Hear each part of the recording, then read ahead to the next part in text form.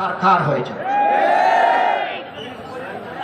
24-এর একটা চমৎকার স্লোগান ছিল আমাদের সন্তানদের, লেগেছে রে লেগেছে, রক্তে আগুন লেগেছে, রক্তে আগুন ধরাবেন না। এই প্রজন্মের আর পরীক্ষা নেবেন না, এরা পরীক্ষিত, এরা বিজয়ী, এরা বীর। এই জুলাইকেও ধামা চাপা দেওয়ার জন্য কত কসরত, এইটা ওইটা। 71 সাল অবশ্যই এটি আমাদের গর্বের, এটি আমাদের ইতিহাসের সোনালী অংশ। 24 টানতে গিয়ে 71 টানতে হবে কেন? 71 থাকবে 71-এর মর্যাদায়, 24 থাকবে তার মর্যাদা। এই 24 আমরা হারিয়ে যেতে দেব না ইনশাআল্লাহ। 24-এর বীরদেরকে যথাযথ রাষ্ট্রীয় সম্মানে সম্মানিত করতে হবে, সে শহীদ হোক আর গাজী হোক। 24 নিয়ে কোনো অবহেলায় জাতি বরদাস্ত করবে না। 24-এর ঐতিহ্য নিয়ে গড়ে ওঠা জুলাই স্মৃতি জাদুঘর, এইটাও ভুলিয়ে দেওয়ার চেষ্টা করা হচ্ছিল আপনাদের দাবি এবং সংসদে বিরোধী দলের দাবির কারণে। ওয়াদা করা হয়েছে আগামী 5 তারিখ খুলে দেয়া হবে। আমরা কিন্তু এটা আগেই ভিজিট করে এসেছি। সেই ভিজিটে নাহিদ ইসলামও ছিলেন, আমিও ছিলাম, আর ওই সংসদের অবৈতনিক শিক্ষকও ছিলেন। আমরা যদি আবার গিয়ে দেখি এর মধ্যে কোনো পরিবর্তন আনা হয়েছে, আমরা আবার গর্জন করব, আমরা চুপ থাকবো না, তার প্রতিবাদ করব। যদি কোনো ঐতিহ্য গায়েব করা হয়ে থাকে, 16 আনা তাদের কাছ থেকে আমরা তা আদায় করে ছাড়বো ইনশাআল্লাহ। সম্মানিত ভাইরা, আমাদের সাফ কথা, গণভোটের গণরায় মানতেই হবে। যারা জনগণের ভোট মানে না, এরা গণতন্ত্র মানে না, এরা গণতন্ত্রের শত্রু। আমরা চাই না এই সরকারকে আমরা গণতন্ত্রের শত্রু বলি। দেরিতে হলে আমরা অনুরোধ করব, ফিরে আসুন, ফিরে আসুন। জনগণের রায়ের প্রতি আপনারা সম্মান প্রদর্শন করুন। বলেছিলেন অধিকাংশ জনগণ যদি গণভোটে হায়ের পক্ষে রায় দেয়, তাহলে আমরা গণভোটের প্রত্যেকটি দাবি অক্ষরে অক্ষরে বাস্তবায়ন করব। আমরাও বলেছি, তারাও বলেছেন গণভোটে হ্যাঁ বলুন, আমরাও বলেছি গণভোটে হ্যাঁ বলুন।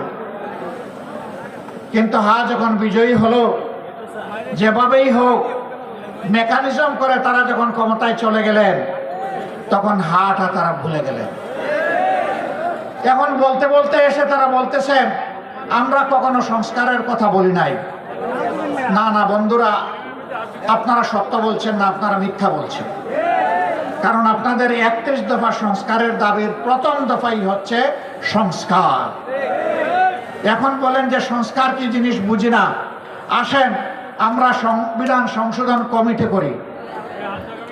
আমাদের সংসদের ভিতরে আপনারা দেখবেন মাঝে মাঝে একজন অবৈতনিক শিক্ষক তিনি আমাদেরকে সবক দেন, এইটা সংবিধান, ওইটা সংবিধান, এইটা ধারা, ওইটা ধারা। আমি জিজ্ঞেস করতে চাই, সংবিধান এবং কার্যপ্রণালী বিধির কোথায় আছে? সংসদে আপনি একটা সংবিধান সংশোধন কমিটি করতে পারবেন, মেহেরবানি করে তা দেখিয়ে দেন।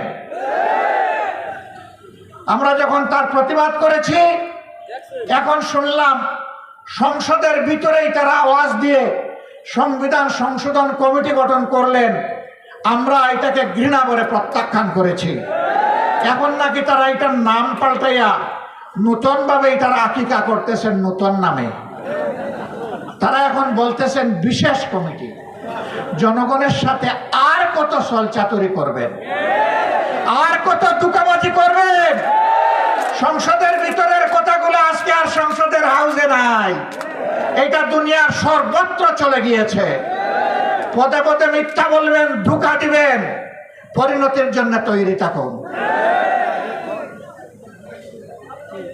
2006 সাল থেকে শুরু করে 24 সাল পর্যন্ত টানা 19টি বছর এদেশের মানুষ রক্ত দিয়েছে, জীবন দিয়েছে, আয়নাগরের সঙ্গী হয়েছে।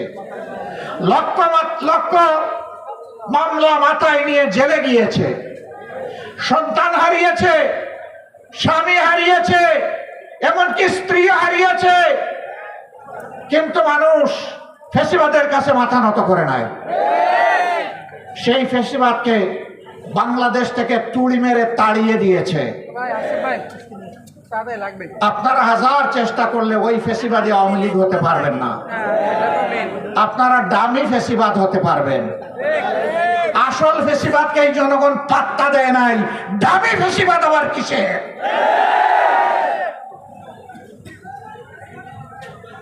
ফ্যাসিবাদ যে পথে হেঁটেছে আপনারা সেই পথে হাঁটছেন। ফ্যাসিবাদের খাসলতের একটারও পরিবর্তন আনেন নাই। 133টা অর্ডিন্যান্স জারি করা হয়েছিল। যে অর্ডিন্যান্স গুলো ফ্যাসিবাদের জন্ম দিয়েছিল তার সবগুলো বিএনপি রেখে দিয়েছে। এটা জাতির সাথে বিশ্বাসঘাতকতা। তারা বলে সুন্দর করে আমরা আরো ভালো করে এগুলা নিয়ে আসবো। তো এ পর্যন্ত 6 মাস চলে যাচ্ছে, কই ভালো করে তো একটা আনতে পারলেন না।